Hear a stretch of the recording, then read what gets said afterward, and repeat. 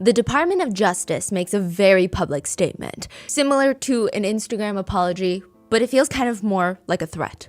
Please do not reproduce, share, or use this exhibit in any way. If you have downloaded this file, please delete it off of your device. Naturally, this statement has the opposite effect. If somebody was curious before this ominous-sounding DOJ statement, they're probably fighting their Wi-Fi servers now to read what's on this document. The government has accidentally released a sealed file, and for whatever reason, they don't want the general public to read what's on that document. So what does the general public do? They read what's on that file. They download and save the top secret document that is not supposed to be shared, and on it are a long list of names. This is not a random document. This is a file netizens have been trying to get their hands on for weeks now. The client list to a high-profile sex worker in Manhattan. Her revenue in just 2 years was in the millions of dollars. Her hourly rate was starting at $1,500. Just by doing the math, just by running some numbers, it is very safe to assume that her client list has some of the more powerful names in all of New York City, just by who can afford that.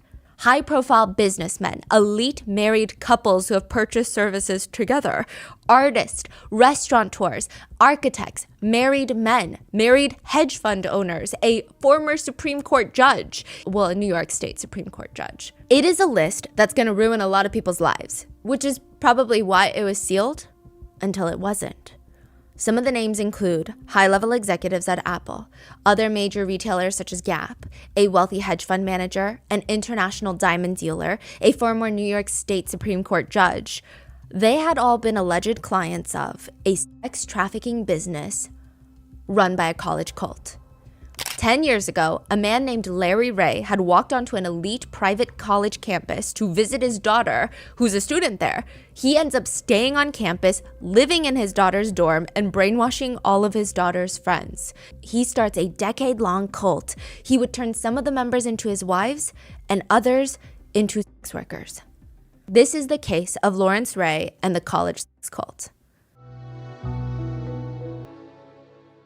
We would like to thank today's sponsors who have made it possible for Rotten Mango to support Sanctuary for Families. They are New York's leading NGO for survivors of domestic violence, sex trafficking, and related forms of gender violence. This episode's partnerships have also made it possible to support Rotten Mango's growing team of dedicated researchers and translators. We'd also like to thank our listeners for your continued support as we work on our mission to be worthy advocates of these causes. As always, full show notes are available at rottenmangopodcast.com.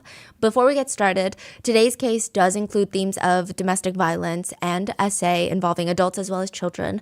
Additionally, self-exit and disordered eating, or EDs, are mentioned throughout. I know you guys hear this all the time, but please watch at your own discretion and take care and prioritize your health. And just like the previous episode, there are so many different opinions, discussions, doubts regarding victimhood versus culpability for two young women involved in today's case, Isabella Pollack and Talia Ray. I just want to explicitly state that we are only here to retell events as they happened, and we did our best to present them in a way that is neutral and unbiased. This is actually part 2. The last episode that we uploaded is part 1 to this cult, and we covered Talia Ray, a sophomore college student at Sarah Lawrence in New York.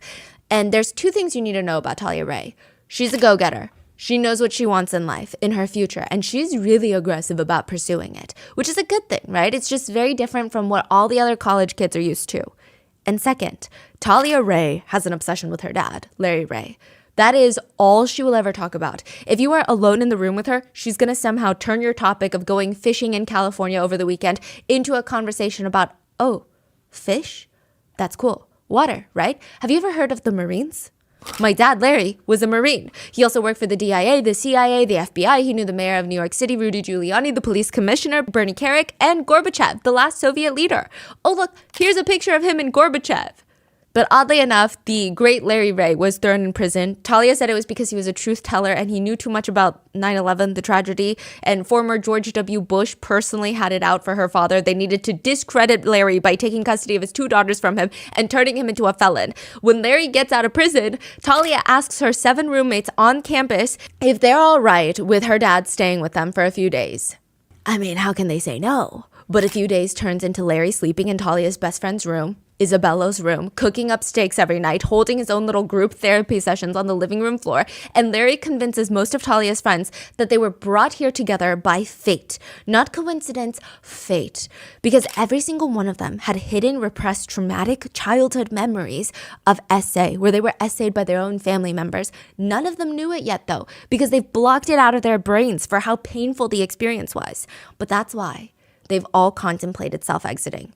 But that's okay, because Larry studied brains and psychology during his time at the Department of Defense, and he was going to fix them all because they're Talia's friends.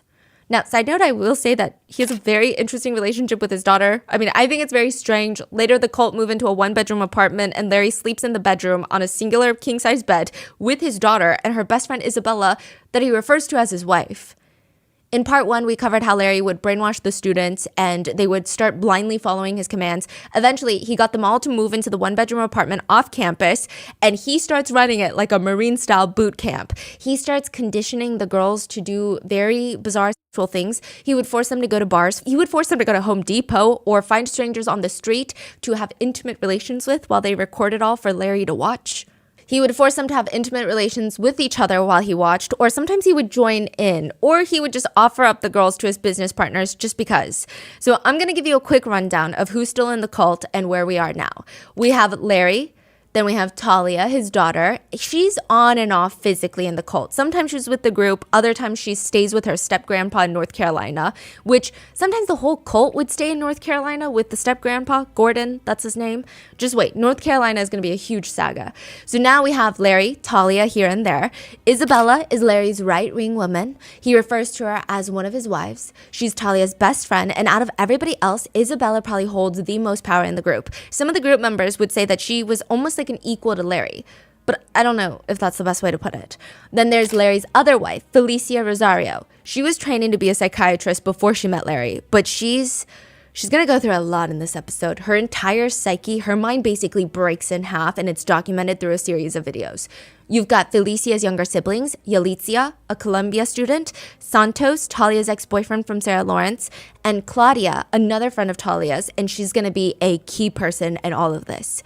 Daniel has left the cult. Larry forced him to wear a dress and take pictures doing very degrading acts with intimate toys, and he's left. And now most of the kids have graduated or dropped out, and they're still living with Larry because this cult lasts 10 years. And almost always, Isabella and Felicia are going to be with Larry at all times. Claudia is kind of always close by. Now, with that being said, that's the recap. Let's get started.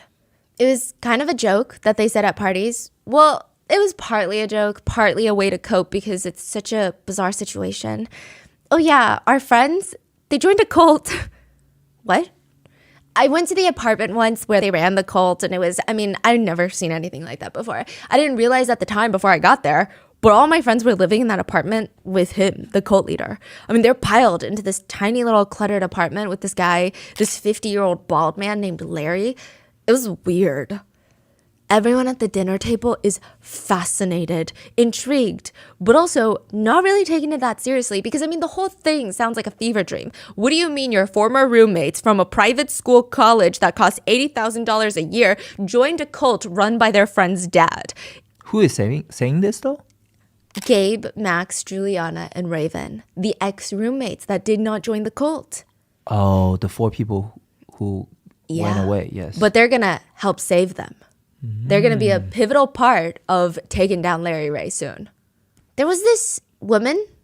Well, part of her looked like a girl. She looked like she was in her 20s, but her mannerisms were almost that of a child. She looks like she's been lost in the woods for the past 3 weeks. She's clearly not in good condition. Her curly hair is so tangled and unkept that it's basically one giant knot on top of her head. Her lips are cracked, likely from severe dehydration.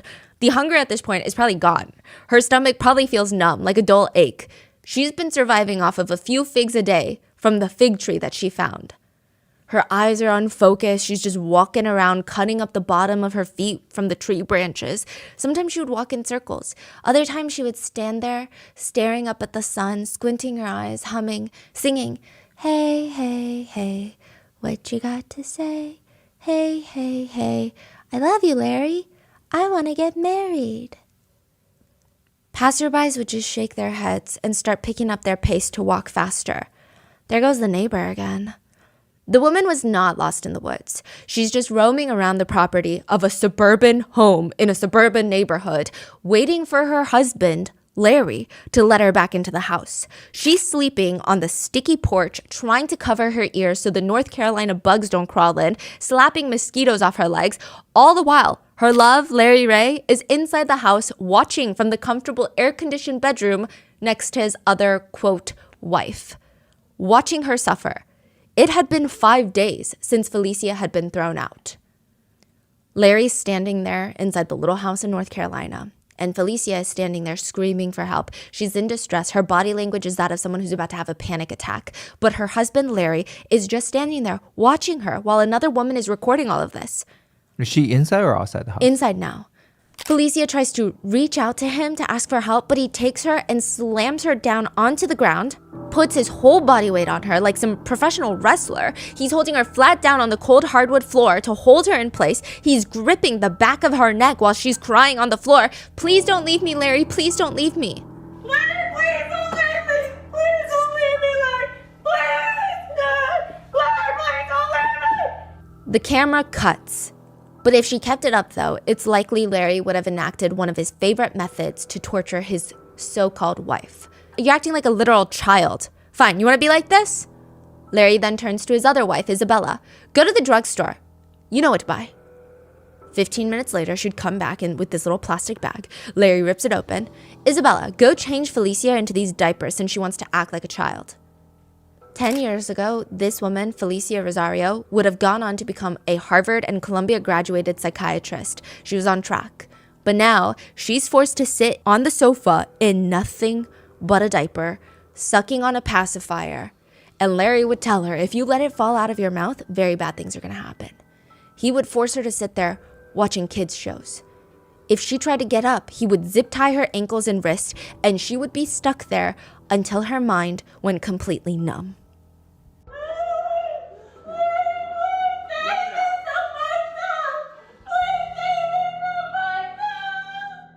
Before Isabella and Felicia, there was Martha. 19-year-old Martha's wedding day was coming up, and her mother-in-law, Ingrid, has her running an errand that she just does not have time for. Go bring these to Carl's dad, your future father-in-law. Martha looks down at the little home-baked cupcakes. Carl's parents are divorced and not on good terms, so why would Ingrid care to bake fresh cupcakes for her ex-husband on the day of their son's wedding? Hurry before it's too late. He's got to eat a few before the wedding. I'm sorry, Ingrid, I don't think I understand. What are you not getting, Martha? The cupcakes are going to give him diarrhea. I put X-Lax in them, so he's going to get sick and miss the wedding. I thought you'd be glad, one less person to worry about. That would be the first taste of what Martha's life was going to be like, married to Carl. After the wedding, Martha becomes Ingrid's personal assistant, housekeeper, daughter-in-law, punching bag. Every single morning, she would wake up and her long list of to-dos would just keep getting longer. Clean the panels of the walls. Clean crevices of furniture legs with Q-tips. Skip lunch, only drink coffee, and smoke cigarettes. The last item was the hardest. Martha did not like the way that the coffee and the cigarettes made her so anxious on an empty stomach. She's developing insomnia. She can barely keep her eyes shut at night, while Carl next to her, snoring away. The man has never seen or felt what it's like cleaning between the couch cushions with a Q-tip before. Martha tries to politely bring it up to Ingrid. Please, Ingrid, my heart is racing. I feel like I'm dying. I think I need to go to the hospital. With what money, huh? Ingrid would snatch the cigarette from her hand and shove a Q-tip in it. Get back to cleaning. Martha's stomach would be grumbling the entire time she's bent over trying to clean every little crevice of the sofa with a Q-tip. I mean, she doesn't know what's worse, being starved by her mother-in-law or being forced to eat something her mother-in-law cooked. Probably the latter. There was one time Martha was doing dishes and she overheard this conversation between Ingrid, her mother-in-law, and her mother-in-law's friend named Nora. Ingrid was complaining about how she needs to do repairs around the house, but the contractors out these days, they want to get paid for stepping foot into the house. They're so expensive. Nora interrupts Ingrid. Oh, well, my husband Jesse is really good around the house and he can help you out. He's a carpenter. A few days later, Jesse the carpenter shows up and he starts messing with the pipes. When Ingrid walks over, her eyes are trained on Jesse, like she's going hunting. Martha's kind of nervous for this guy. He always thinks he's looking good, doesn't he? What? I don't think I guess, right? Maybe he's just confident. You know the hair on his head? Transplants. If you ask me, I think he's cheating on Nora, my dear friend. But it's fine. He's gonna get real big soon. I put something in his food. Blow him up real good, increase his appetite. No one's gonna want to sleep with him after that. Wait, she wants to poison her friend's husband? Yeah, so that he can't cheat on her friend. Okay. She winks at Martha and just walks off. That night, Martha would try to whisper to Carl that his mom is Madame Poison, okay? But he's not having it. He would shout at her, absolutely not. If my mother is putting anything into her food, it's love. She's a great cook, and you're just jealous. This is not what Martha planned for married life. A poisonous mother-in-law, a mommy's boy husband. But now she feels like she dug her grave and she needs to lay in it. The one thing that she remembered to do, though, was later when she had kids, anytime they went over to Grandma, she would sit them down. Grandma is nice. You can love Grandma. But you can never eat anything from Grandma's house. Are we clear? Even her kids are looking at her like, are you okay? What is wrong with you? Nobody believed Martha. Nobody took her side. Except her brother-in-law, Lawrence Ray, Larry Ray. Larry is a good guy. Do you know why they say never to ask the mafia for a favor? Because now you owe them, and they're going to call you to return the favor whenever they want. That's how Carl describes his brother Larry. Doesn't matter if you're his brother or a family member. If he feels like he did something for you, he's going to want twice back in return. You owe him plus interest, which is why Carl never asks for a favor. And precisely the reason that Carl finds it even more insulting when he walks into his bedroom, Carl's bedroom, and he stumbles on a pair of bright neon Speedo-esque underwear. It is so neon that it's practically glowing in the dark, and there is only one person in the whole world that Carl knows that wears underwear like this. Larry Ray. Larry Ray. He picks it up with the tippy top of his two fingers, and he sees on it, on Larry's underwear, coral lipstick. Martha loves coral lipstick. What? Which means either Larry is having an affair with Carl's wife, or Larry knows that Carl is having an affair with Larry's wife, and he's just returning the favor like the mob does. Yeah, they're both having an affair with each other's partners. Okay. Larry's family history... Wait, I didn't know Larry has a wife? Larry had a wife. Oh, how do what? Yeah. Oh, right. Otherwise, Yes. got it. So Larry's family history is very complicated. He married Teresa when he's at the pinnacle of his success. I mean, the height of his career. His best friend is the New York City police commissioner. He's got the mayor of New York City on speed dial. And when Gorbachev, the Soviet leader, comes to town, Larry's helping him arrange security detail and giving him tours around town. His whole life is put together. Larry is what you call a man of time management. He's juggling world-class leaders, high-profile businessmen, his wife, their two daughters, the eldest, Talia, and then their youngest daughter, who was born 11 years later. She's not really part of the story, so we're just gonna, right? He's juggling work, his whole family of 4, as well as a long-term serious girlfriend. And all of Larry's business partners know that Larry has another woman on the side. And it's not even Martha. It's a different girlfriend. I mean, a lot of the business partners had a girlfriend on the side, but nobody was as obvious about it as Larry was. They'd be having a normal business dinner when the door would open. In walks this young, beautiful girl, and she would plop down next to Larry, and Larry, this fully married man, father of 2 children, would introduce her to everyone. Well, this is my girlfriend. If anybody wants to fuck her, just let me know. Just let me know. She does whatever I tell her to do. It's said that many of the guys would actually take Larry up on his offer, and the long-term girlfriend decides, I can't really do this anymore. I'm not some sort of object that you can just give to someone whenever you feel like it. On top of that, you're married, and I just can't stop thinking about, I don't know, it's just messed up to Teresa. She tries to leave amicably. I mean, Larry's going to understand, right? It's not like she's leaving him alone. He's got a whole family to go back to, but he's just staring at her. Yeah, okay, if that's what you want.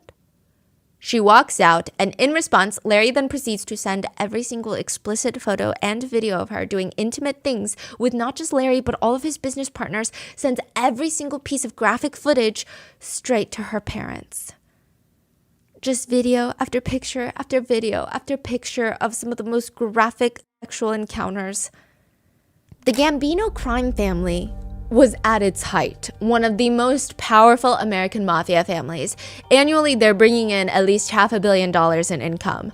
They pretty much had their fingers in every little pot in New York City. They were forcing businesses to pay them a cut of their profits for security services, racketeering, aka pay me to not kill you and I will protect you from me. They dabbled heavily in extorting labor unions, illegal gambling, construction bribes, loan sharking. They, interestingly enough, would hijack massive cargo shipments to the port of New York and steal all of the goods on it to sell on the black market. They were really diversified, but one of the easier ways for them to make money was through pump and dumps, a pump and dump scheme. Here's how it works. First, you find a small, struggling company with a low stock price. The Gambino family, they've got the funds. So they start buying up the shares at the low price of, let's say, $1. At first, they'll start off slow so that nobody notices. But then they'll buy them all up, and once they have controlling interest of this company, they start spreading rumors. You know, my uncle made $15K in 3 days off that stock. Look, you didn't hear it from me, but that company, they're going to be doing the next big thing. They're in talks to sign a contract with the Department of Defense, a military contract. You know what that means, right? Money, profits. People start talking about the stock, and then there's this crushing feeling of, well, if I don't buy the stock, I'm going to miss out on getting rich like everybody else. Random people start buying up shares because it makes sense. They heard information about the company's future. The share prices are steadily going up. This is good. Sometimes if the Gambino family want to take it all the way, they'll even pay off financial stock bloggers, reporters, anyone who can help bump up the share price. Let's say the family goes in at $1 per share. Now, with the hype, the news, the attention, everyone else is scrambling to buy into the next big tech unicorn. Each share is now worth $15. That's when the Gambino family will mass sell all of their shares, dumping everything, walking away with tens of millions of dollars in profits. Because at the end of the day, it's all manufactured hype about the company. None of it is true. Larry's best friend, Bernie Carrick, the New York City police commissioner, he wanted to put an end to the Gambino crime family's reign of terror.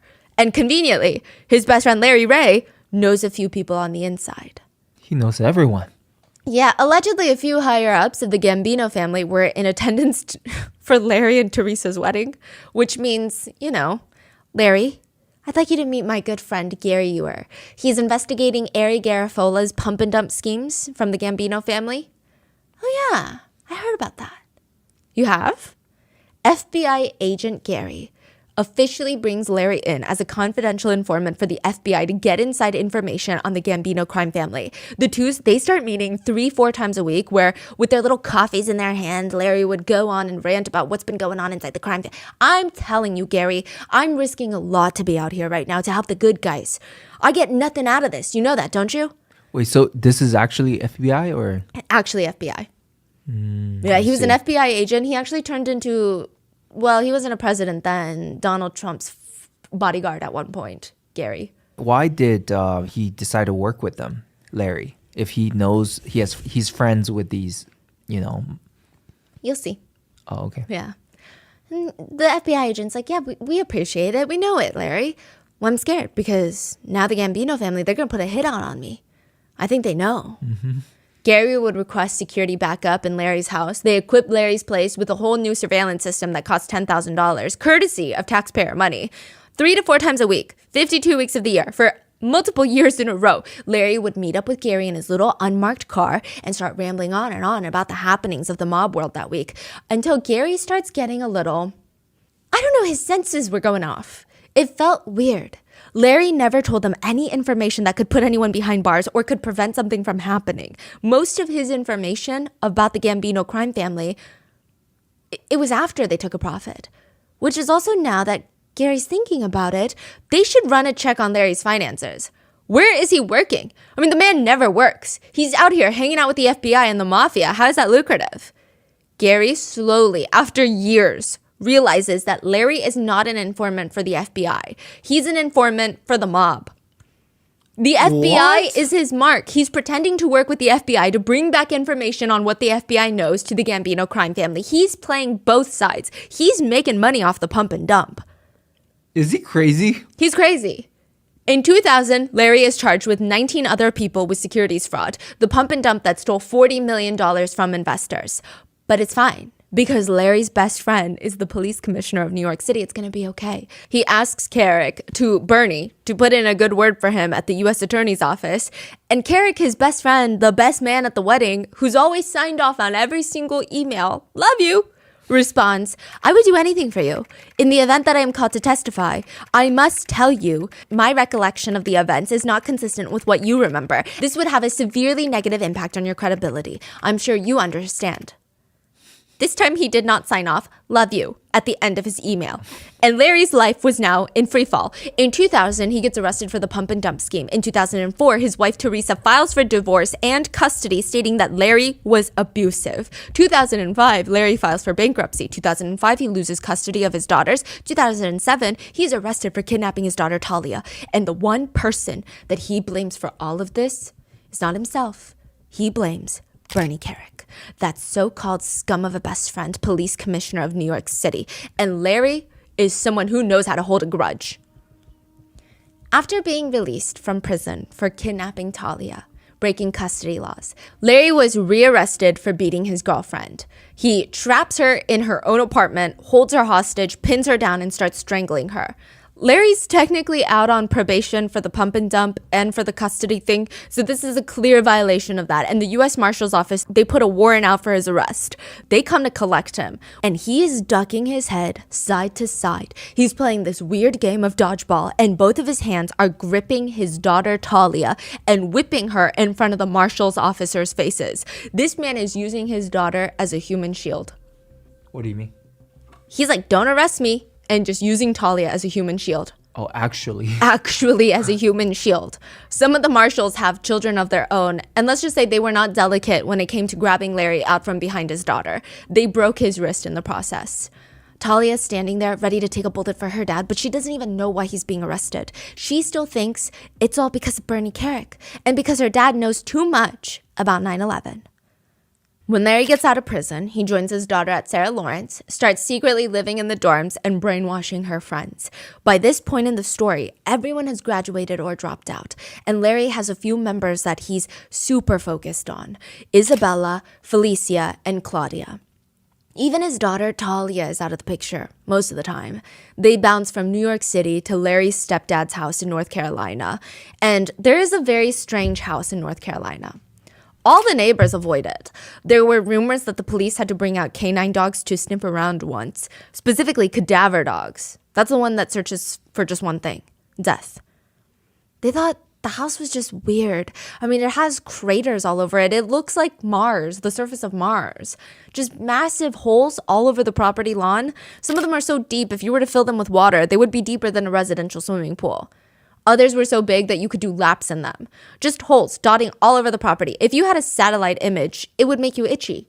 This is where Larry starts forcing everyone in his cult to start doing heavy construction work. For no reason other than he wants to. This is very interesting. He would spend money renting out massive bulldozers, commercial grade equipment, tractors. Then he would force the members, typically Isabella, Claudia, Felicia, Yalitza, and Santos. Talia would be there, but she's just mainly observing. He would force the members who know absolutely nothing about construction work to dig literal moats on the suburban property for the reason that, I don't know, it's not helping the property value. They're not doing it correctly. It's just leaving crater-sized holes everywhere. The group's time in North Carolina can only be described as a very creative, twisted kind of hell on earth. If someone were to be high on drugs and figure out a way to torture people that is cruel and unusual, this would be that. There's full industrial-grade construction equipment, full-scale bulldozers, tractors. They had to dig trenches, tear up the lawn, lay down sod with professional equipment that they have no knowledge and expertise on how to use safely. Their mission was to install a new drainage system in the yard. But in order to do that, they have to accomplish a few things first. 1, cut down a massive 25-foot-tall tree in the yard, in the dark. For some reason, Larry would have them work through the night so less neighbors would see what they're up to. They're in the pitch black outside screaming, "Move! Run!" because the giant tree is coming down. All they have is a singular flashlight. The trunk is probably so thick that you can't even wrap your arms around it when you hug it, but they're trying to cut it down in the pitch darkness in the middle of the night. If someone estimated incorrectly or if someone lost their balance, that tree was going to crush someone to death. In the back, there were just these mounds of mud and dirt because they had to dig this trench that goes all the way through the property to let the rainfall funnel off the property. Because the summers in North Carolina, it rains, it pours, there's thunderstorms, but it doesn't matter to Larry. They better be out there working. If they don't have the equipment, Larry would make them get on all fours in the thick mud and just dig. Even while it's pouring rain, even if they're doubling their body weight just by the heavy, sticky mud that's clinging to them. 12 to 14-hour days, 7 days a week. When they're done for the day, they'd be drenched in sweat, mud, cuts all over their faces and legs, mosquito bites everywhere. They would walk into the house. They're not allowed to sleep, eat, unless Larry okays it. Claudia lost 40 pounds in the first few weeks there. Every single day, Larry would go out there, see the state of the yard, and he would scream at them. He would lose his freaking marbles that they're ruining the property on purpose because they want to kill Larry's stepdad. They want to give him a heart attack, and you want him to die. But what's the instruction? Just dig holes? That's it? Yes. The end? He wants to tap into the city's well. Somehow, I don't know if there was even a well there to be tapped into. What? They're just digging holes. It was just the New York City apartment torture, but on steroids. He would have them doing manual labor nonstop. In part 1, we went over how Larry would send the girls off to bars or any other public space to force them to find people to be intimate with. He starts getting more unhinged in North Carolina. He would bring in Felicia into the car, drive on the highway, and stop at the most isolated, creepy rest stop there is. Get out. What? Get out and don't come back until you find someone that's willing to have intimate relations with you, and you better record it. If Felicia didn't listen, she'd be punched in the face, slapped, pulled by her hair, punched in the stomach, and choked. A lot of people have a hard time understanding why these academically gifted, intelligent students would even give Larry the time of day. And of course, a lot of it started with Larry being able to very quickly identify someone's wants. Whatever it was, he would offer it up on a silver platter for these people. And that's how he pulls them in. But he gets them to stay first through the blackmail videos of them having intimate relations with strangers, with each other, with Larry, videos of them confessing to all sorts of bizarre crimes, property damage, to poisoning Larry. That becomes a big thing this episode. But as for how Larry brainwashes them, all of it comes down to Adderall. Adderall, the ADHD medication, controlled substance, stimulant. Larry would force the members to stay awake for days at a time, force feeding them crushed up Adderall pills. And by hour 48, they're believing whatever Larry's telling them. So like sleep deprivation. Through Adderall. Their brain has no defense mechanism because of how exhausted they are. They have no time to rest. They have no time to regulate their hormones, nothing. And not hormones as in like women are so hormonal. Literally, that's when your hormones regulate, is in your sleep. Larry himself took over 100 milligrams of Adderall a day. To give you some context, the normal range for an adult man is around 20 milligrams per day. He would take about 100 to 120 every single day. One Redditor who takes a lot of Adderall, about 120 milligrams, repeatedly said, "It was bad. I gave myself psychosis from that. I was tweaking so hard," if that's the right terminology. I felt like I was on crack. Not that I know what crack feels like, but if you haven't done crack, you know what I mean. And he's doing that every day? Every day. And he's not losing his mind? I mean, I guess some would argue he's lost his mind, but not to the point where he's not aware of what he's doing to these people. Right. But he's still like surviving and doing all these things to others. Yes. And with any drug, especially stimulants like Adderall, what goes up comes down. One Redditor said, when you crash from Adderall like that, it was rough. I was depressed on the way down. I had to call people to comfort me because my dark thoughts were getting to me. I had to distract myself in any way that I could. There's a video of Felicia where she tells Larry up front, "I want to go to bed." But he keeps telling her to sit. He will not let her lay down and sleep. "I just want to go to bed." He walks over to her, grabs her, and slams her down on the ground. And Felicia is screaming, "Stop it, get off of me. I need to restrain you. Please just get off of me. I want to go to bed. You're going to hurt yourself or someone else." That's what Larry says after he slams her onto the ground. So I'm going back to bed. Goodbye, guys. Why are we doing Good that? night. Why are we doing that? I hear a pill bottle opening and closing.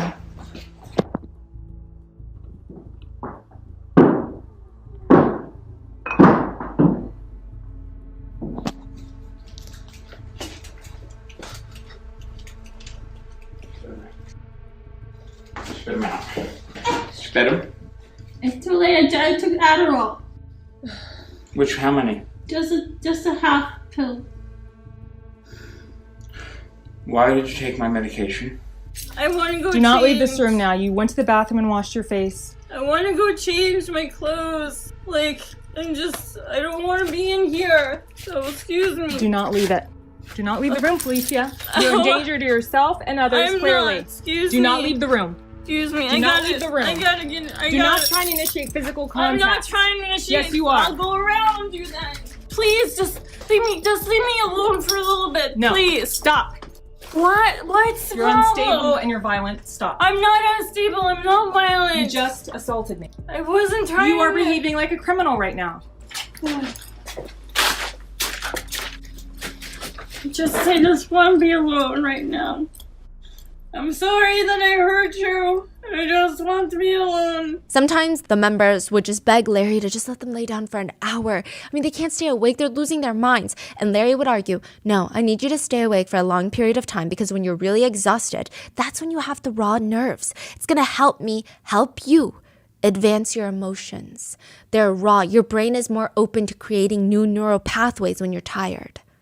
The Adderall contributed to the members starting to lose their minds. When you are a judge in New York City, it's safe to assume that you've seen a lot that there is to see. People suing each other for the most frivolous, insane things, witnesses confessing to felonies on the stand for no reason at all. Claudia is sitting in front of a New York City judge, glancing around the courtroom, and she clears her throat. She begins her story. When I was 9 years old, I knew that my entire destiny had already been written for me. The first time I heard his name mentioned, I was 9, maybe even on the younger side. Claudia looks at the judge and tells them that her family has hated Larry Ray for the past 3 generations. It trails all the way back to her grandfather. Even as a child, she heard her grandfather talking about Larry. Larry this, Larry's making trouble, Larry's gone off to do that. Once Claudia was old enough, her parents told her in a very serious conversation, maybe too serious for someone her age, that she would grow up and go to Sarah Lawrence College in New York because she needed to kill Larry Ray and Talia Ray. Her family needed her to do this. It was the only way Bernie Carrick, the New York City former police commissioner, was going to send them money. Each week it was a different mission. Once it was trying to poison Larry with cyanide. Then it was arsenic. Then mercury, silver, lead. They were just trying to do everything. Claudia's mom would encourage her. Bernie Carrick is really happy with your performance, Claudia. Keep it up. At the time, Claudia was just doing what her parents told her to do, but she told the judge that's before she got to know Larry. Then she realized what a kind soul Larry is, and for her to do this to him was so heinous, and she just wants him to finally find peace and happiness, and she wants to come clean. The judge is speechless. We call to the stand witness Yalitza Rosario. Yalitza takes Claudia's place on the stand. I'm here because my parents are drug dealers and money launderers who pimped Felicia, my older sister, out when she was a child. My parents have been plotting for us to kill Larry since we were young. I would mix poison into Larry's coffee, and if that didn't work, I went to heroin, fungicide, LSD. At one point, I'd smeared fecal matter onto his bandages because I was hoping he would get an infection and get sepsis from it. My parents promised to pay me $1 million if I could kill Larry Ray. She would turn to the judge.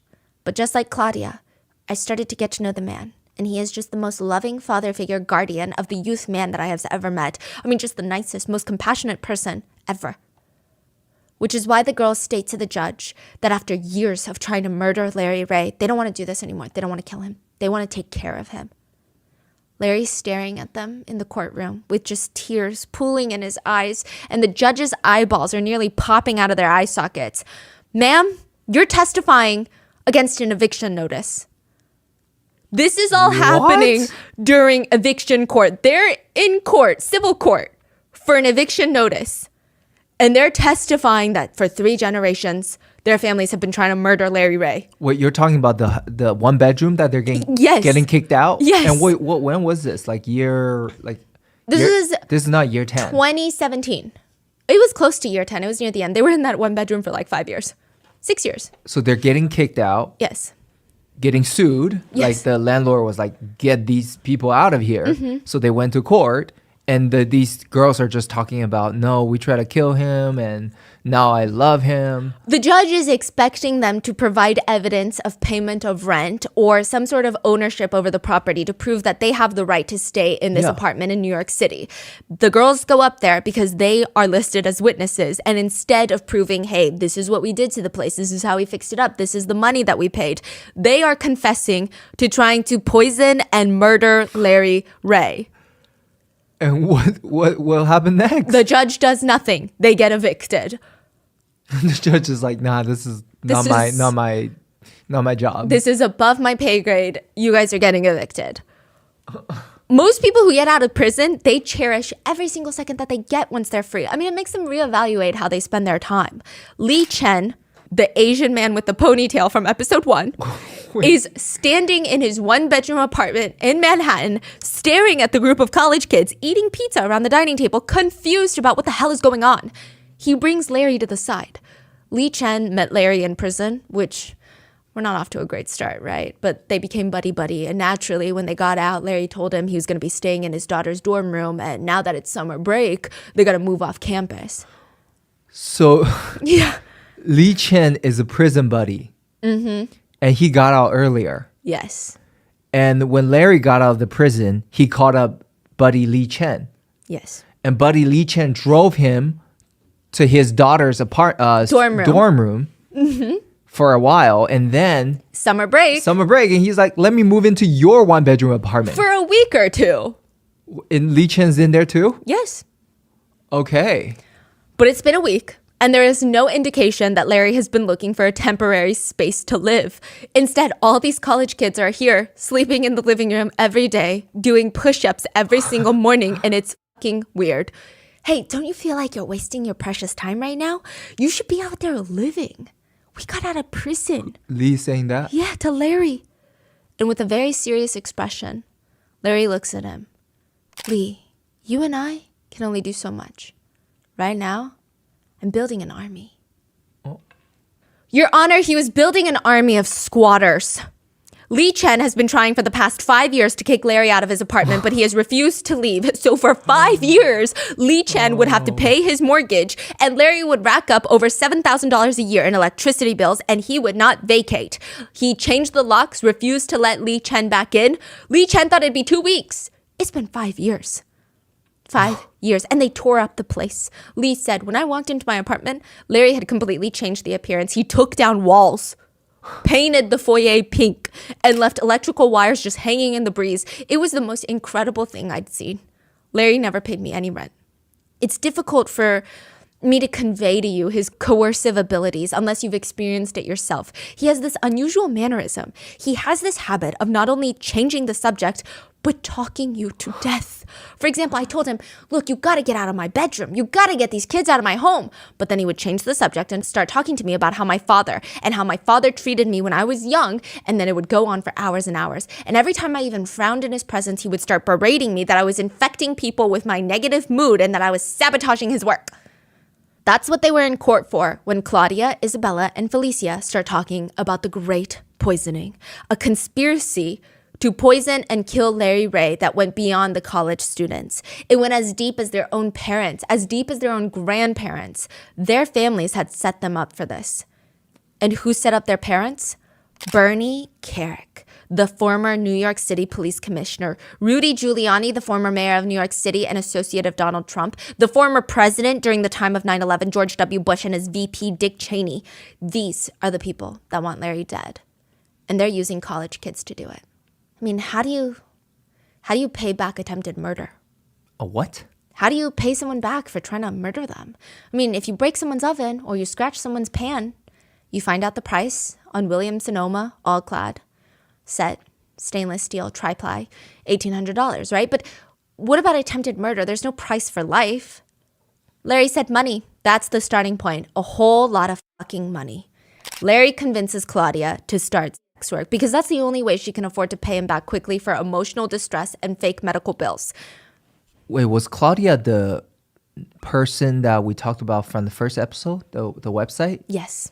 It was Claudia. Claudia. And Claudia is one of the original roommates. Yes. Okay. Wow. She's actually the one that called Larry a weird bald man with her friend Raven, and then she believed she had schizophrenia. Larry made her believe she had schizophrenia.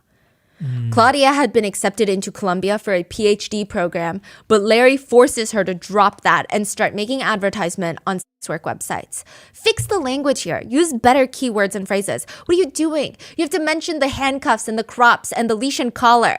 Do you even think? And what the hell is this picture?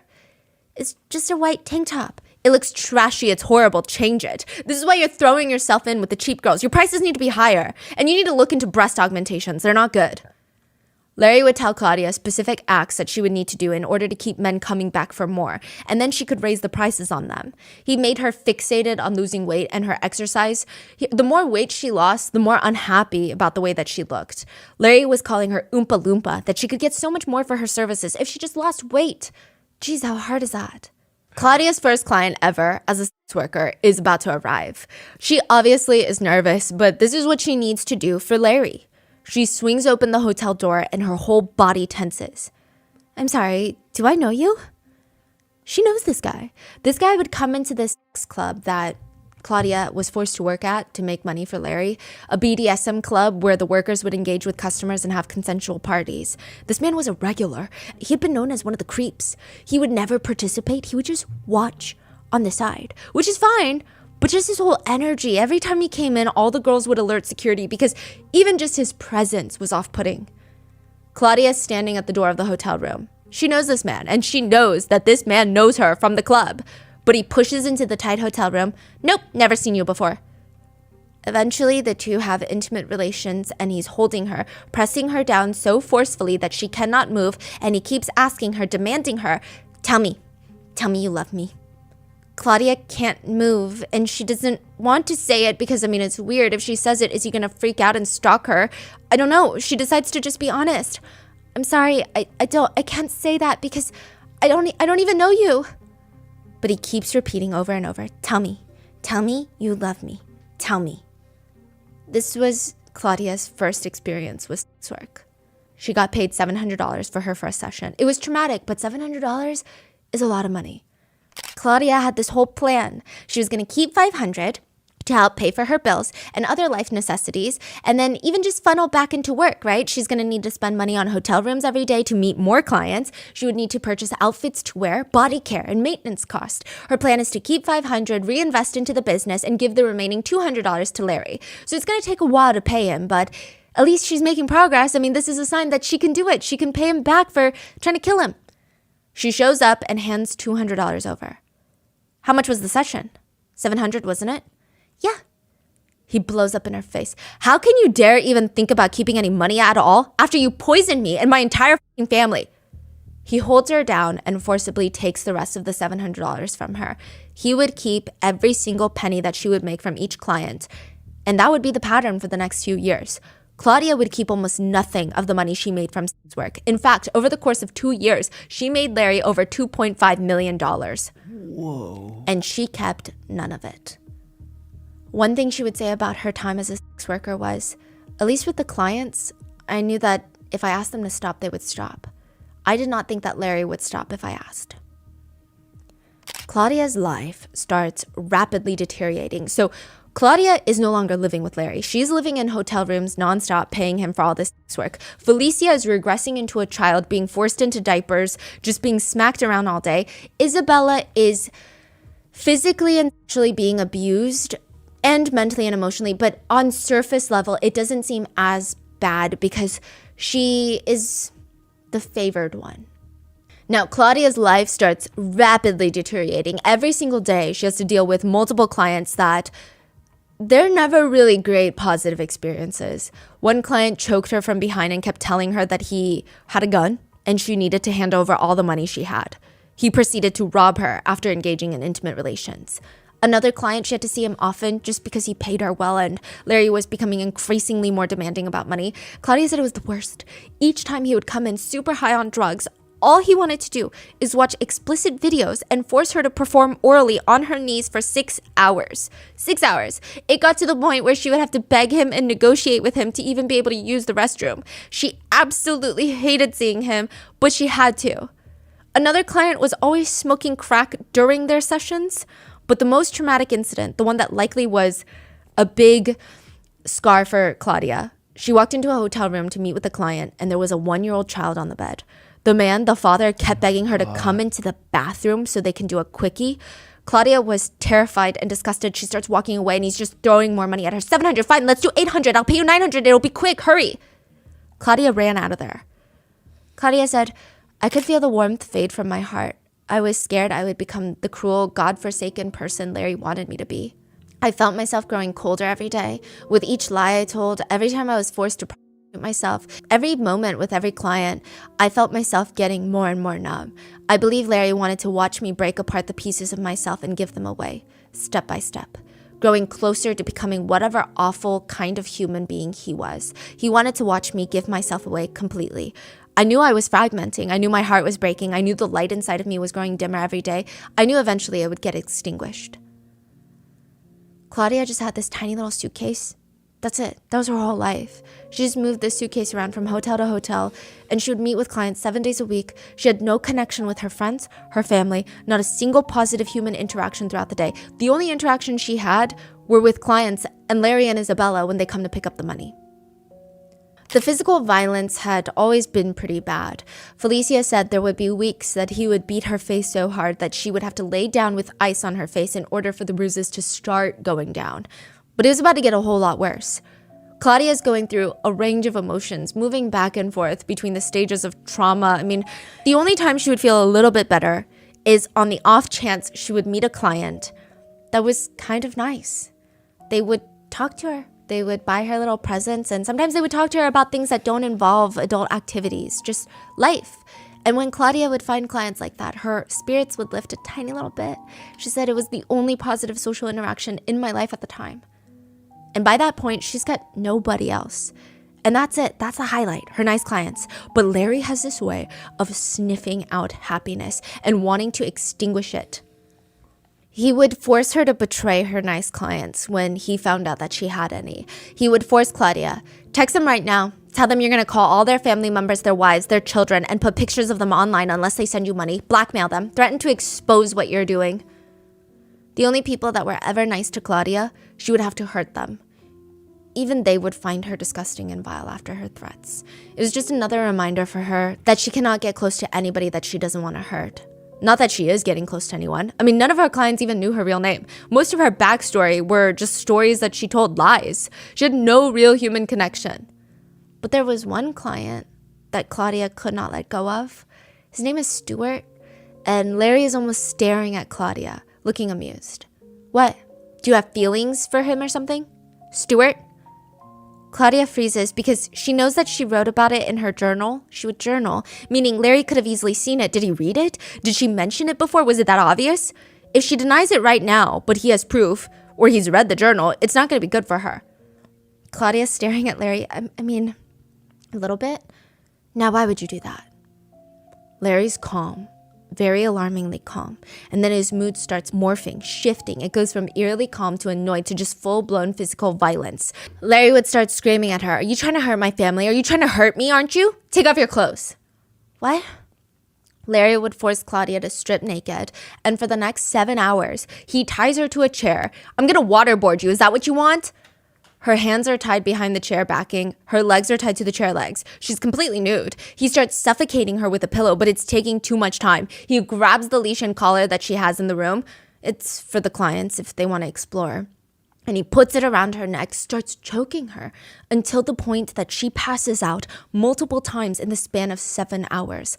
But it's not humiliating or degrading enough for Larry. He drags Claudia up off the chair, throws her into the bathroom, and shoves her head in the toilet water. He grabs her and throws her back on the chair, and he gets one of those drugstore plastic bags from Dwayne Reed, and every time Claudia breathes, he would put the plastic bag over her head, and the plastic bag would stick to her mouth and then get stuck. I mean, she can't get it out of her mouth. It starts sticking to her eyes and her nose. He would only stop once she was close to passing out. He would take it off of her and then do it again and again and again. And the whole time he's taunting her. "Don't be a faker. You're such a liar. The bag isn't even sealed. You're being overdramatic. You're such a fucking B-list actress. Is that what you want to be, huh?" Claudia is in and out of consciousness for hours at this point. And to make her snap out of it, Larry pours cold water all over her and sticks her right in front of the hotel AC. She feels like her whole body is vibrating, shaking, trembling. She can feel herself about to pass out again. And he's just on the side watching with Isabella. "Oh, stop it, Claudia. You're such a little faker. The water isn't even cold. It's room temperature." Claudia said, "I was suffering. I was suffocating. I was terrified. I was trembling. Like, I couldn't breathe. But you want to. You want to breathe a lot. And it just makes it so much worse. It was terrifying." After 8 hours of torture, where Larry and Isabella took a break in the middle to eat burgers and fries from a diner nearby, Larry and Isabella would just walk out of the hotel room as if nothing had happened. Claudia would be left shivering on the floor, traumatized. And even then, she did not turn on Larry because he had all those videos of her. He had confessional videos where she confesses to felonies, where she's having intimate relations with married men. She's just quietly sobbing, cleaning up the hotel room, and she knew she needed to get to sleep because the next day she'd be back to work. She would have to see 3 to 7 clients every single day for 2 years. Claudia would later say, "I was so scared, the only way I could even feel a measure of safety was having money in my hand. Because if she has money, if she has something Larry wants, then he'd keep her alive, right?" The day after torturing Claudia, Larry took Isabella shopping and they spent almost $1,000. Larry and Isabella and Talia, the daughter, would actually spend quite a bit of money during the time Claudia was forced to engage in sex work. They were constantly shopping at Bergdorf's, which is a high-end luxury department store, buying Canada Goose jackets, which can easily be around $1,500 each. Just a few of their receipts show that they would spend over $7,000 at Bergdorf's at any given time, just dropping thousands of dollars at once. They would spend $5,000 at a staycation in a luxury hotel in Manhattan, and $3,000 of that was just the nicest champagne from room service. Wow. Meanwhile, Claudia is developing, and this is a huge ED content warning here, but during this time, Claudia becomes bulimic, which naturally, according to Larry, was her trying to sabotage his business. She would try to tell him that the stress of the occupation was only making it worse. She was getting worse at her job. She said she was becoming catatonic. She was becoming almost comatose with her clients. Whenever a client was on top of her, she would just go blank and just start mouthing off, "Get off of me, get off of me, get off of me."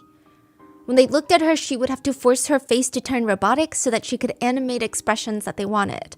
She wasn't asking for much. She just wanted half a day off a week to talk to a therapist so that she could fix it, get better, repair the damage that it's doing to her body mentally and physically, which technically would be good for work, right? Claudia's trying to tell Larry, I mean, obviously I'm not complaining, but my stomach acid has gotten so bad that it's eaten away at my teeth, and that's not good for business, and my fillings have fallen out, and I need to get those fixed, because that's not good for business, right? And just the past few months, I've had seven severe tooth infections. Remember? So just like half a day to fix it? Larry's staring at her. It's not that bad, honestly. There are others who throw up their entire stomach contents, like part of their intestines would come out because of how hard they're vomiting. Is that happening to you? No? Okay then, it's not that bad. See, that's the thing with you, always complaining. Claudia would go back to her hotel room before her next client was due to arrive. Larry's telling her it's not that bad, but she could feel it killing her. I mean, she would walk into her hotel closet, pull out a towel that she had left behind, drag it out into the middle of the room, and the towel was folded, so she would unwrap it, and inside was just a giant pile of leftover snacks and candy. And she would stare at it because it's the only way to cope, but she knows it's killing her. She would binge and then throw it up before the client comes. She would do this almost in between every single client just to try and cope. But by the end of the night, she would just be so utterly exhausted. And she just knew that she had to start all over again tomorrow because her life is quite literally on the line. Also, that Larry Ray can make millions of dollars and buy cashmere sweaters from Loro Piana. Meanwhile, the group start taunting Claudia behind her back. Even Talia participates in all this, by the way. I don't know to what extent she knows about what Larry is having Claudia do. I imagine she knows quite a bit. There are text messages of them giggling about how they can buy a gift for Claudia. The gift in question is a link to a giant tortilla burrito blanket from Amazon. Because she has an ED. Isabella would text Talia, maybe get her something cheese-related just to be sentimental, winky face. They laugh and even suggest a Chocolate Factory Oompa Loompa costume. Meanwhile, back at the house, Felicia is getting pretty bad. She has fully regressed into an almost childlike state, unable to take care of herself, just going through waves of emotions. She would try to wear her sweatshirts from Columbia and Harvard to remember who she was before she was indebted to this madman, and to remember how independent and powerful and intelligent she was, but he would taunt her and rip them up. And when he picks up on the fact that Felicia was wearing them for emotional support, he would force her to put on her graduation cap and gown, walk around the house while he degraded her, insulting at her, laughing at her. It made Felicia feel, quote, completely humiliated, degraded, debased, like I was nothing, like I wasn't even someone, just worthless.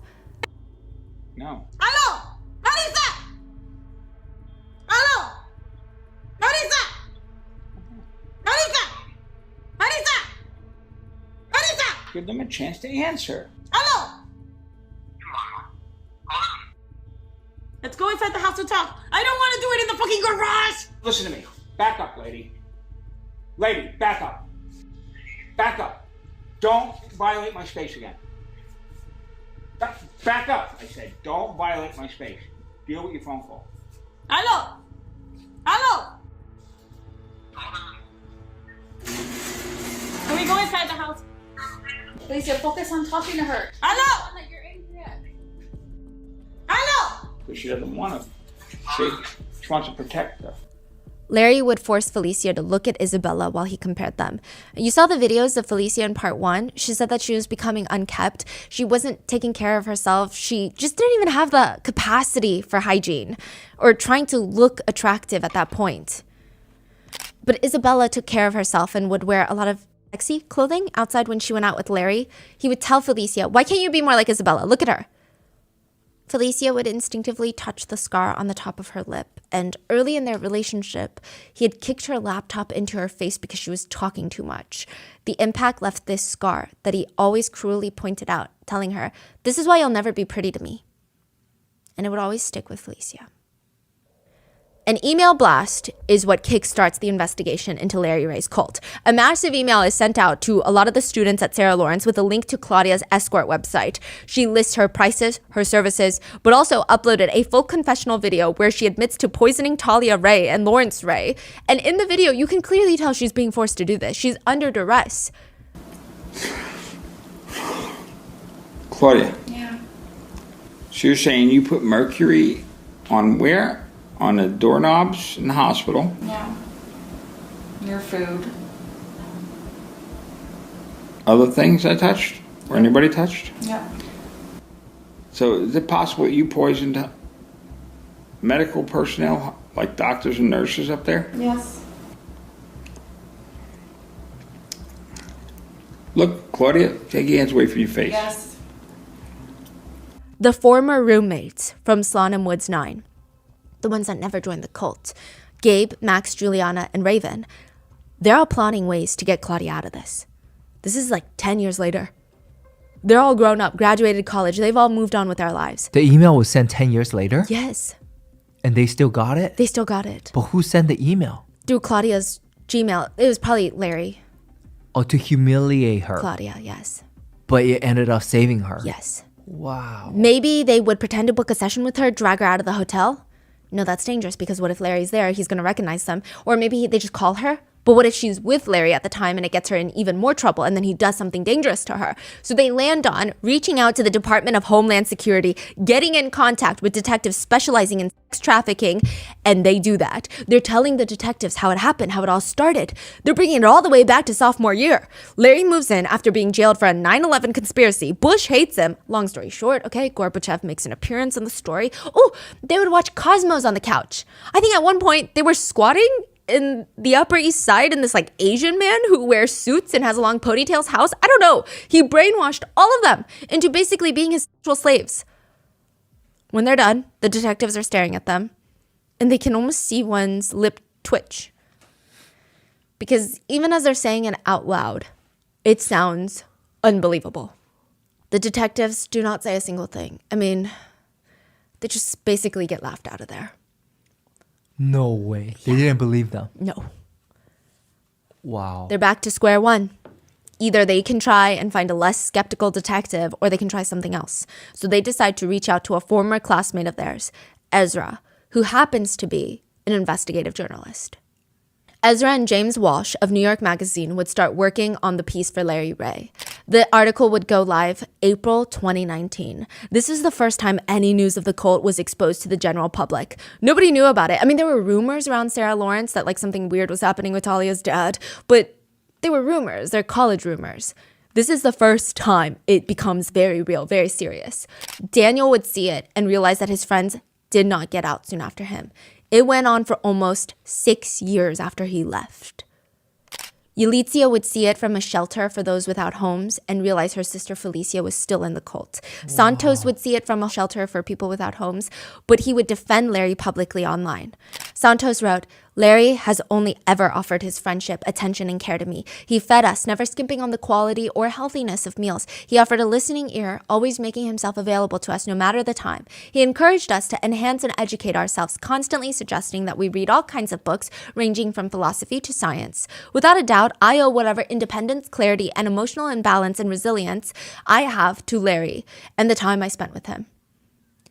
It wasn't until Santos was brought into the FBI office, where he's still sitting there defending Larry, the agent tells him, "We believe you. Of course we do. Larry Ray is a good man. But do you mind if we just play you a very quick clip?" The investigator presses play, and it's an audio clip from years ago between Larry and Santos. It's Larry threatening to pulverize Santos with a hammer. His voice is menacing and aggressive. "I swear to God, I'm going to pulverize you and throw you out the window. I will put this hammer through your skull." Santos just says, yeah, no, I understand. "I will kill you and I will break all your bones in your whole body. I swear I will." Santos is sitting there listening to this clip where he just sounds so scared. And in that moment, it clicks for him. That is not normal. That's when he just realized. And he looks at the agents. "Holy cow. I was in a freaking cult." Give me my hammer. I'm sorry. Yeah, I swear I'll put you through your skull. Yeah. No, I understand. Oh, I'll kill you. I'll break your whole body. I swear I will. No, I know. Find it very simple. You just leap like a frog. Why don't you hold hands, jump together? So cute. Let's work. How cute that would be if you both jumped. But Isabella, Claudia, and Felicia are still in deep when the article goes live. I mean, I guess technically Claudia reads the article and she believes every single word that's in there. She wants out, but what is the article going to do for her? Is it going to protect her from Larry? Then Claudia's phone rings. It's Stuart. She hasn't heard from him in a really long time. They had to stop seeing each other because Larry. "I'm sorry I haven't been in touch, Claudia, but I read an article and I want to help you leave. No way. I have a hotel for you in Philadelphia. Go there now." Claudia buys the first train ticket she can to leave New York City and head to Philly. The whole ride there, Claudia is looking over her shoulder. She doesn't know if she's scared of Larry, the FBI, the CIA, the Gambino crime family coming after her, Bernie Carrick. She doesn't know. For the past 10 years, she's been told all these different stories. She doesn't even know what to believe anymore, who the bad guy is. When she finally arrives in Philadelphia, she turns off her phone. The only people that have contact with her for a little while are doctors, therapists, Stuart, and the attorneys that Stuart helped pay for to go up against Larry Ray. But she's still getting bombarded with text messages from Larry, and one of them reads, "You said you would never run and hide, and I have no understanding as to why you are doing so now. In my experience, the truth has always been important to you, and proper regard for the truth has always helped you. You asked me to promise to never abandon you, and I have not." Claudia does not respond. Soon after, she gets a text message from Isabella. The message reads, "You poisoned me, and your history of hurting innocent people has finally come back to you. Your actions are not evil. They are vile. You are vile. You poisoned 5 innocent people, but claim you are the victim? That it was you who experienced violence at the hand of any one of the people that you victimized?" The sheer length and overindulgence and languid hyperbole of that article reads like one of your conference papers. Isabella is accusing her of working with the journalist. And it makes it clear that you were the perpetrator behind the New York Magazine article. You will be the same in prison as you are now. A fat, lonely nobody who lives to serve the needs of others. You are not evil, Claudia. You are a criminal. I know that all your victims will breathe a sigh of relief when you are put right where you belong. The next time I see you, you will be in a jumpsuit. You and you alone. And now all Larry has are Isabella and Felicia. Talia has already started her new life as a paralegal in a different state. Talia, the daughter? Yeah, she's is just a paralegal? She's just living her best life. Well, okay, I don't want to say she's living her best life because she was brainwashed since she was a kid. But I think at the time she was living a better life than Felicia or Claudia. Yeah. She's making tens of thousands of dollars were wired to her from Claudia's work. Wait, she's taking the money from... She's taking, Larry would give her a lot of money. Wow. So that's why I'm saying a lot of netizens debate when is the line for Talia and Isabella to become perpetrators. That's not a decision I think I can make, but it is definitely discourse that I've seen out there. Also, side note, the thing with cults, though, a lot of cult experts do say that there's almost no cult where the victims don't become perpetrators at one point. April 2018, they move into a man named Scott Muller's house in New Jersey, just like they did with Lee Chen.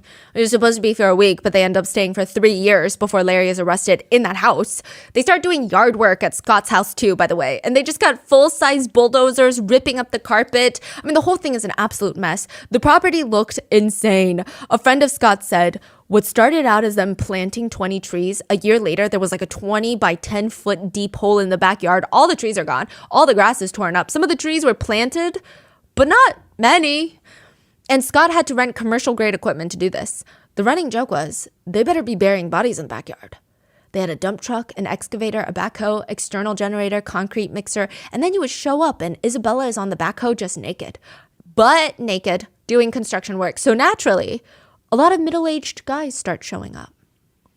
What? They said, those girls, Isabella and Felicia, they did whatever Larry wanted. Larry would sit there and say things like, do you guys need anything? Can Isabella help you with anything? February 11th, 2020, Larry is arrested on 9 counts of extortion, conspiracy, forced labor, sex trafficking, and money laundering. Isabella and Felicia were in the house with him when the FBI came. The FBI confiscated about 12 terabytes of data from the house. A lot of them were videos, pictures, and written letters by the cult members. After Larry was taken into custody, the two of them, Isabella and Felicia, they stay in the house determined to fix things, to get Larry out, to get the truth out there. Isabella would say, if Lawrence were here in front of me right now, I would tell him how sorry I am that he's going through this and that he's being put through this and that it's not fucking fair, and tell him that no matter what happens or doesn't happen, in no way am I straying from the truth because I know what happened and I know that he didn't do those things he's being accused of. When I think about Lawrence, I mean, my heart is breaking. He's in prison innocently. It feels like a Twilight Zone, really. Isabella has zero contact with her mom, her former friends, and family. She just has Larry. And she says, Larry is someone I trust completely in all different contexts. Personally, sexually, just in whatever context you can think of, I trust him. And I care for him very deeply.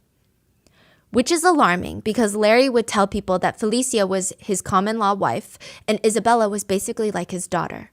He said he, quote, assumed guardianship over her. Felicia was on the same page as Isabella when he was arrested. She argued that the padlock on their fridge, even in this house, is so that strangers can't come in and put poison in their food. She also stated, I haven't worked as a practicing doctor since 2012 because I was poisoned. I'm sure they're going to try and blame Larry and for me not practicing, but really, he was always my support system.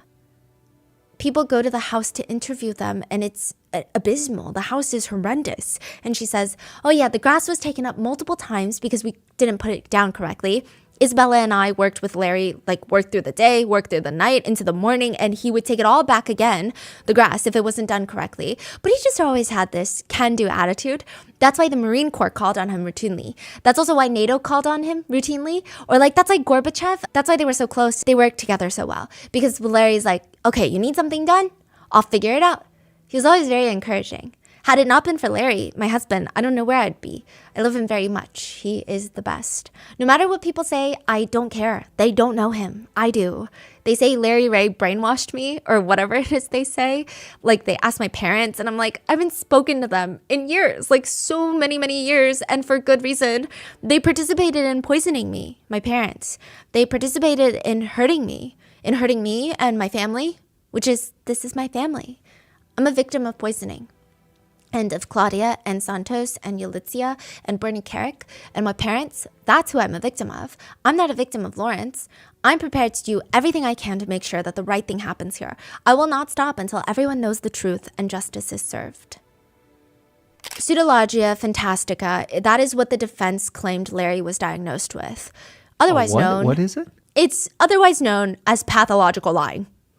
That's what they claim Larry has, along with narcissistic personality disorder and histrionic personality disorder.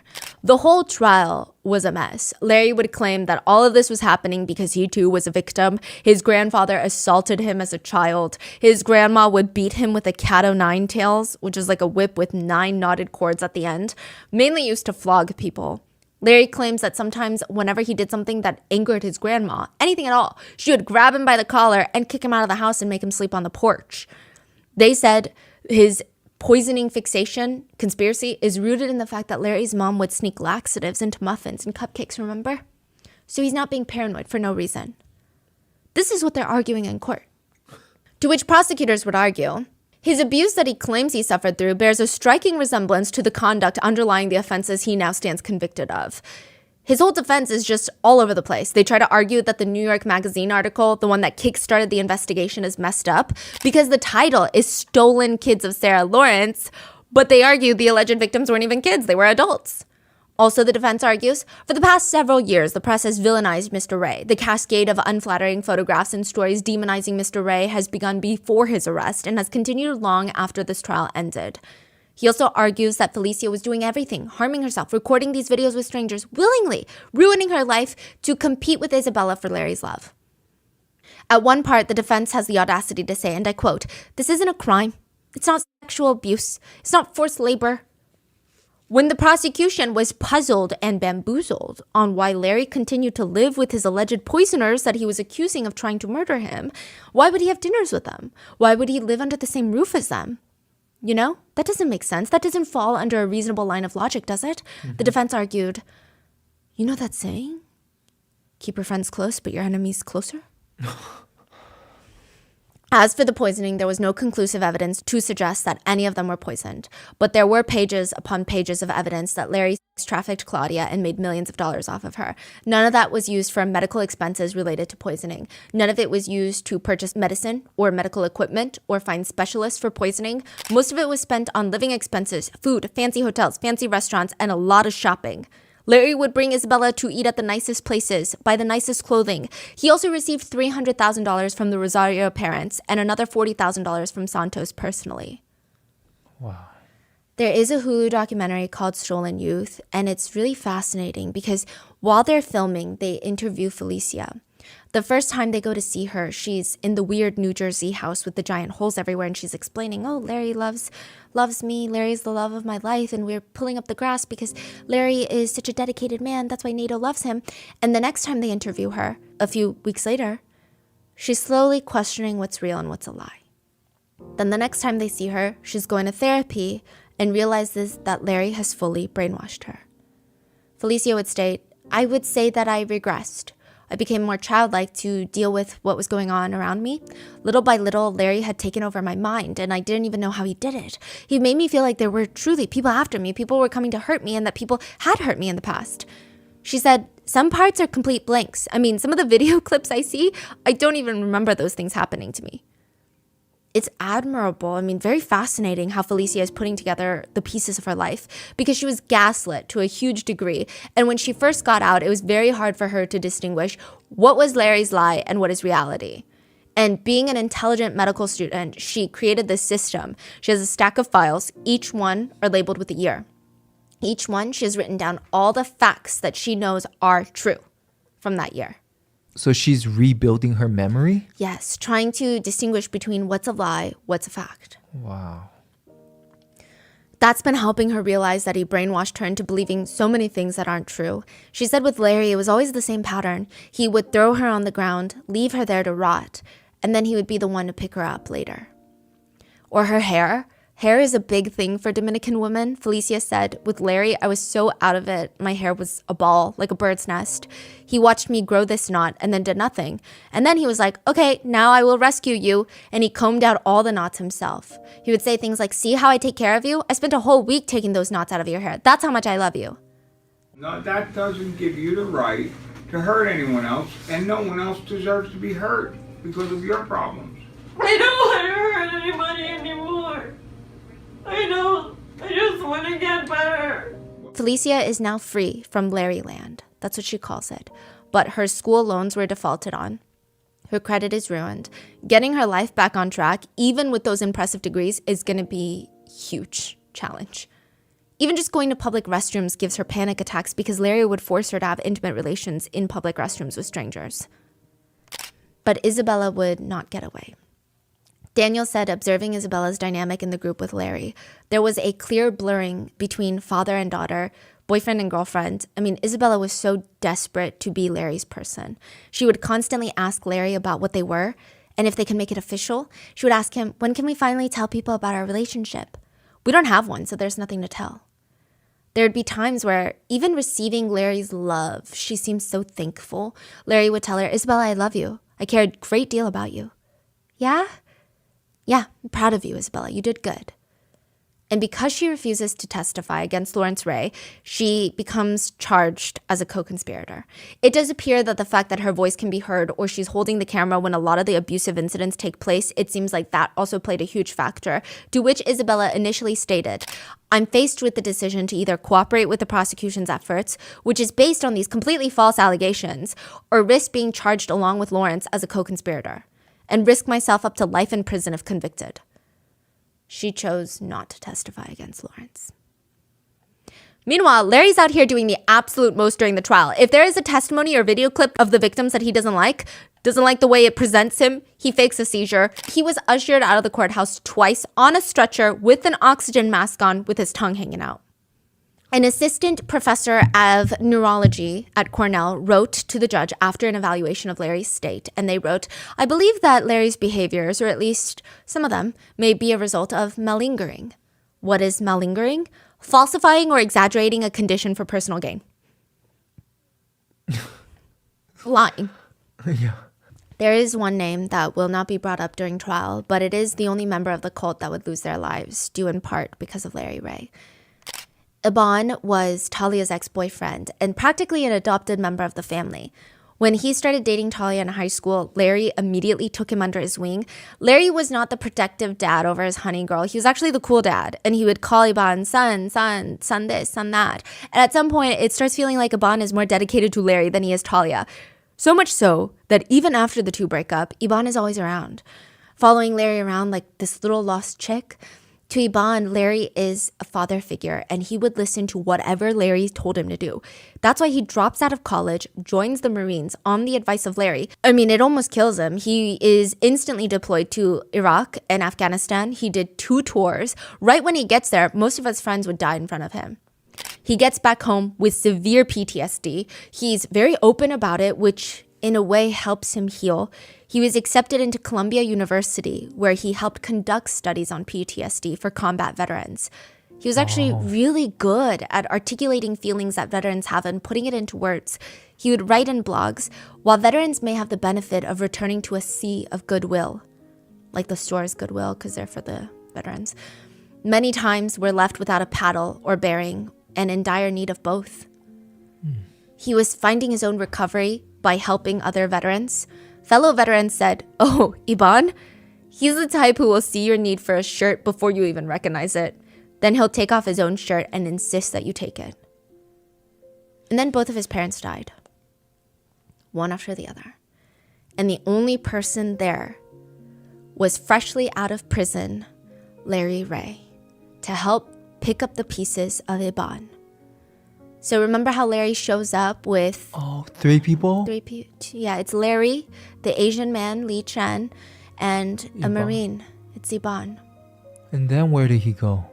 From that point, Iban is just Larry's bodyguard, military escort, if you will. Iban slept on the floor most of the time. He was hanging around Larry. He was described as a faithful servant, but it didn't matter. He would get punched in the face. If he fell asleep when Larry didn't want him to, he would wake up Iban by sticking a spatula on his chest, a cold spatula, and scream, "Time to die!" Iban has severe PTSD. Oh my gosh. So Iban was there for the whole 10 years? Yeah, most of them. Oh my gosh. And once Iban would start panicking, Larry would laugh. I'm kidding, let's make some eggs. When Larry was arrested, Iban fully believed this was part of the government's conspiracy against Larry. Iban himself believed he had been poisoned. The stress of believing he had been poisoned, the PTSD, the situation of him being completely shut off from any other veterans or anyone that can help him because of Larry, all of that takes a massive toll.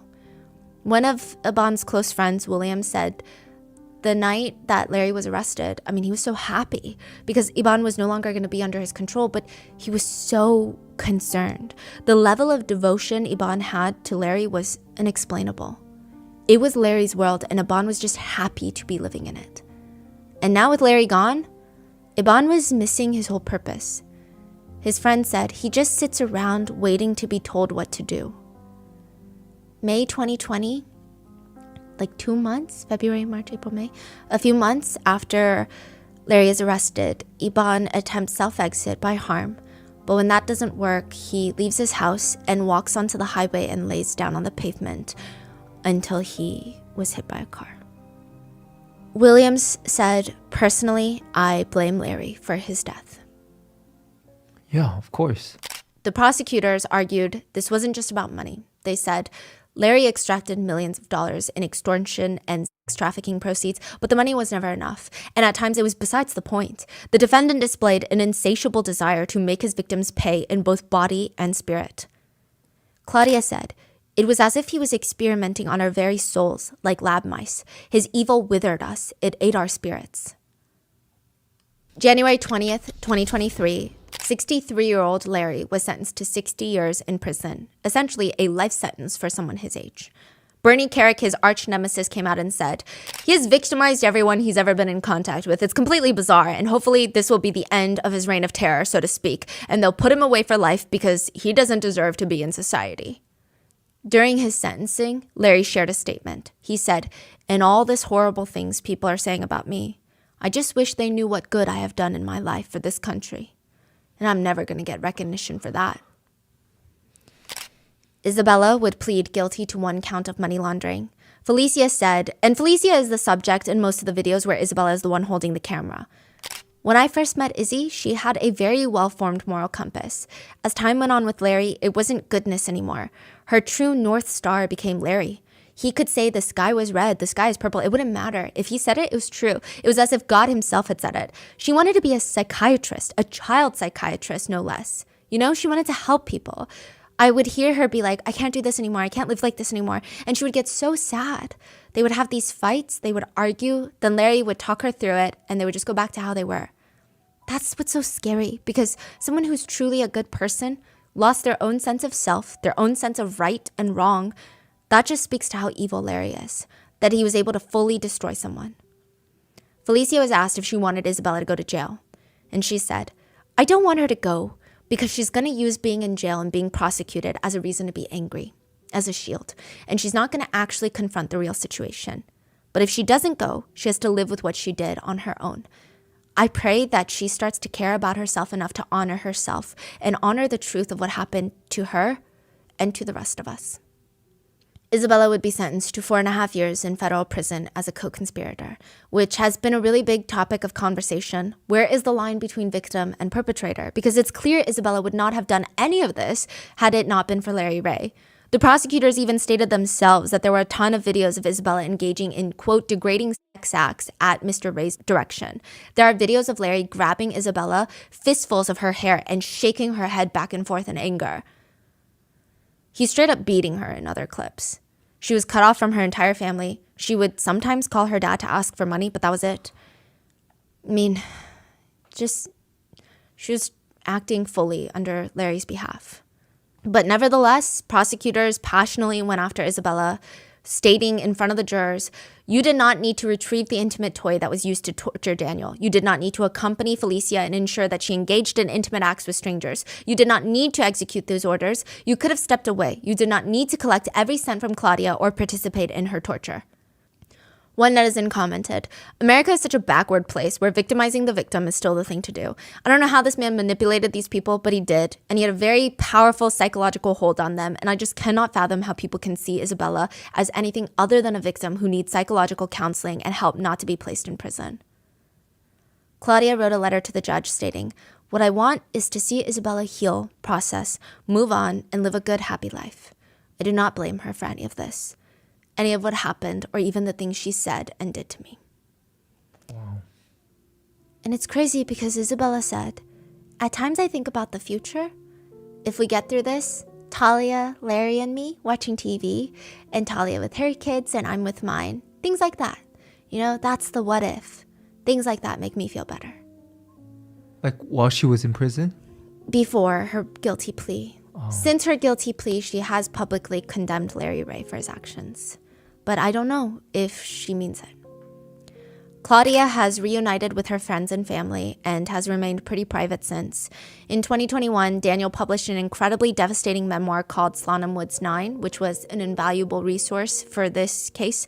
Yulitsia graduated from Columbia. She is pursuing her career in the arts. Santos started a new job. Felicia is working as a management consultant and plans to return to medicine one day.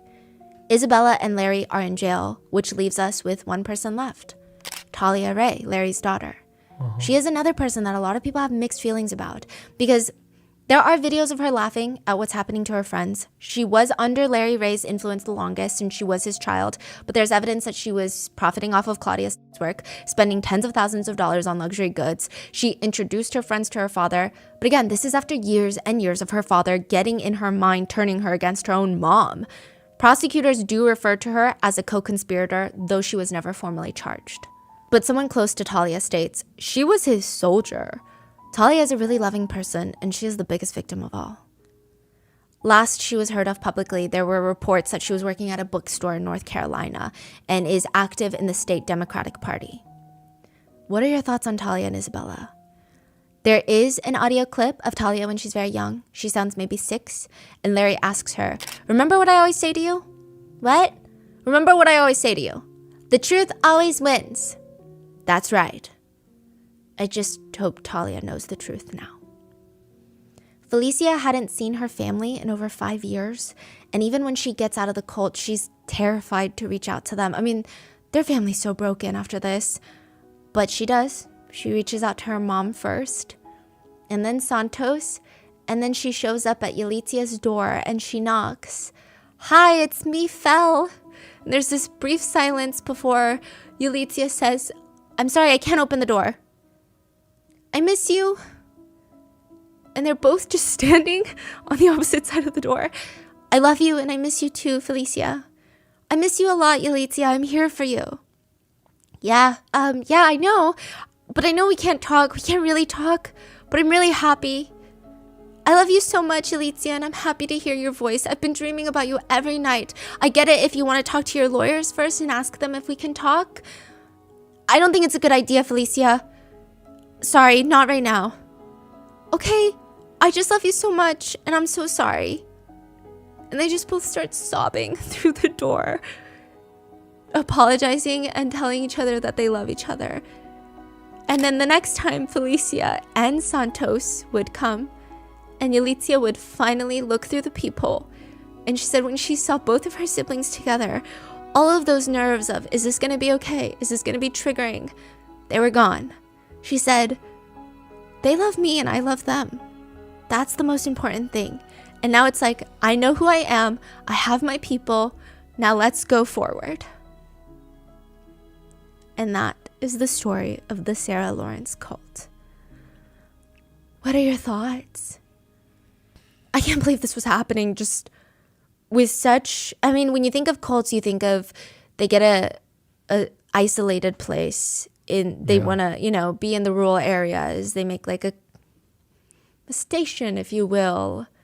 Yeah. This is just happening in Manhattan.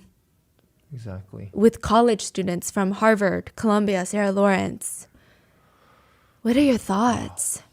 Let me know in the comments. Please stay safe, and I will see you guys in the next one.